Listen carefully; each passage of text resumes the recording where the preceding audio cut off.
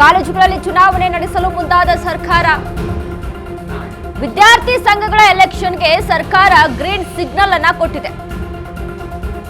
ಚುನಾವಣೆ ನಡೆಸುವ ಬಗ್ಗೆ ಬಜೆಟ್ನಲ್ಲಿಯೇ ಘೋಷಣೆ ಮಾಡಿದೆ.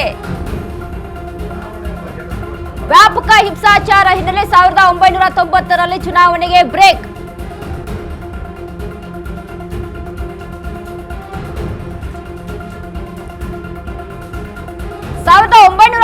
ರಿಂದಲೇ ಕಾಲೇಜು ಕ್ಯಾಂಪಸ್ ಎಲೆಕ್ಷನ್ಗೆ ಬ್ರೇಕ್ ಬಿದ್ದಿತ್ತು. ಇದೀಗ ಕಾಲೇಜು ಎಲೆಕ್ಷನ್ಗೆ ಮರು ಜೀವ ನೀಡಿದ ಕೈ ಸರ್ಕಾರ. ಸರ್, ಒಂದು ಬಜೆಟ್ನಲ್ಲಿ ಕರ್ನಾಟಕದ ಬಜೆಟ್ ಅಂತ ನೋಡಿದಾಗ ಜನಗಳಿಗೆ ಸಾಕಷ್ಟು ನಿರೀಕ್ಷೆನ ಇಟ್ಕೊಂಡಿರ್ತಾರೆ. ಬಟ್ ಇದು ಬಜೆಟ್ನಲ್ಲಿ ಮಂಡಿಸುವಂತ ಒಂದು ಕೆಲಸನಾ ಅಥವಾ ಹೇಗೆ?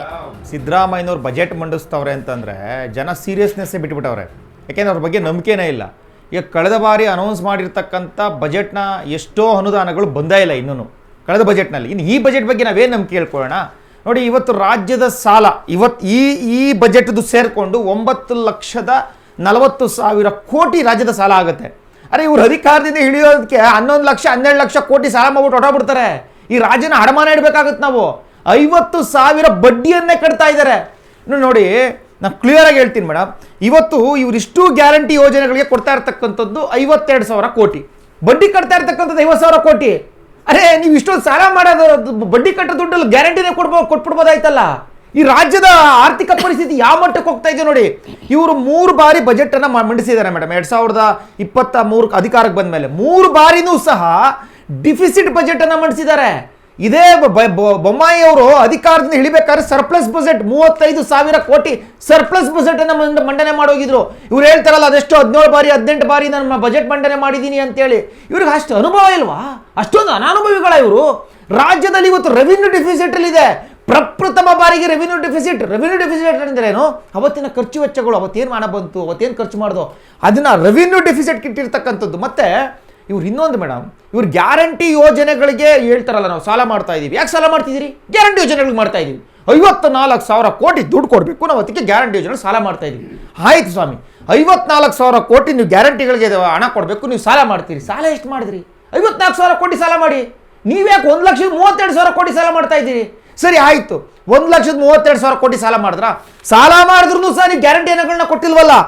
2025-26 ಬಜೆಟ್ನಲ್ಲಿ ಇವ್ರು ಘೋಷಣೆ ಮಾಡಿದಂಥದ್ದು ಗೃಹಲಕ್ಷ್ಮಿ ಹಣದ 7,500 ಕೋಟಿ ಇನ್ನೂ ಪಾವತಿ ಆಗಿಲ್ಲ, ಬಾಕಿ ಉಳಿಸ್ಕೊಂಡಿದ್ದಾರೆ 2 ತಿಂಗಳದು.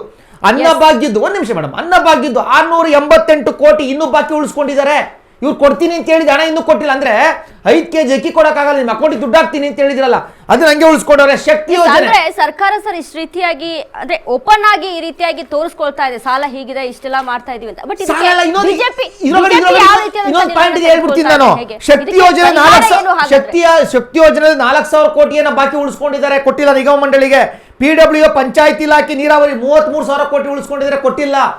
STP ST ಹಣವನ್ನ ಅಂದ್ರೆ ಪರಿಶಿಷ್ಟ ಜಾತಿ ವರ್ಗದ ಹಣವನ್ನ ಇವರು ಸುಮಾರು 39,000 ಕೋಟಿಯನ್ನ ಗ್ಯಾರಂಟಿಗಳಿಗೆ ಉಪಯೋಗಿಸ್ಕೊಂಡಿದ್ದಾರೆ. ಈಗ ನೋಡಿ ಮೇಡಮ್, ಒಂದು ಕ್ಯಾಲ್ಕುಲೇಷನ್, ಇವರು ಸಾಲ ಮಾಡಿದ್ರು 1,32,000 ಕೋಟಿ, 52,000 ಕೋಟಿ ಬಜೆಟ್ ಇದೆ, ಗ್ಯಾರಂಟಿ ಯೋಜನೆಗಳಿಗೆ ಹಣ ಕೊಡಬೇಕು. ಅದ್ರ ಜೊತೆಗೆ ಇವರು ಅನುದಾನಗಳನ್ನ ಉಪಯೋಗಿಸ್ಕೊಂಡ್ರು, ಬೇರೆದ್ನ STP ಹಣವನ್ನು ಉಪಯೋಗಿಸ್ಕೊಂಡ್ರು.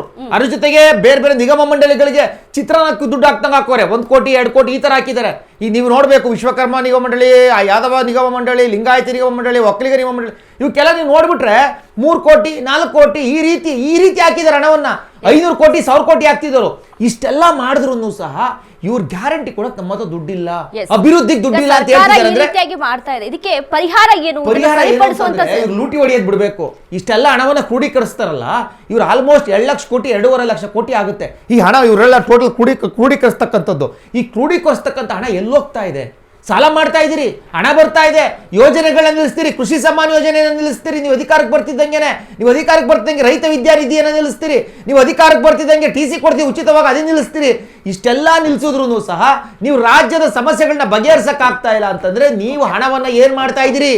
ನೀವು ಸೋರಿಕೆ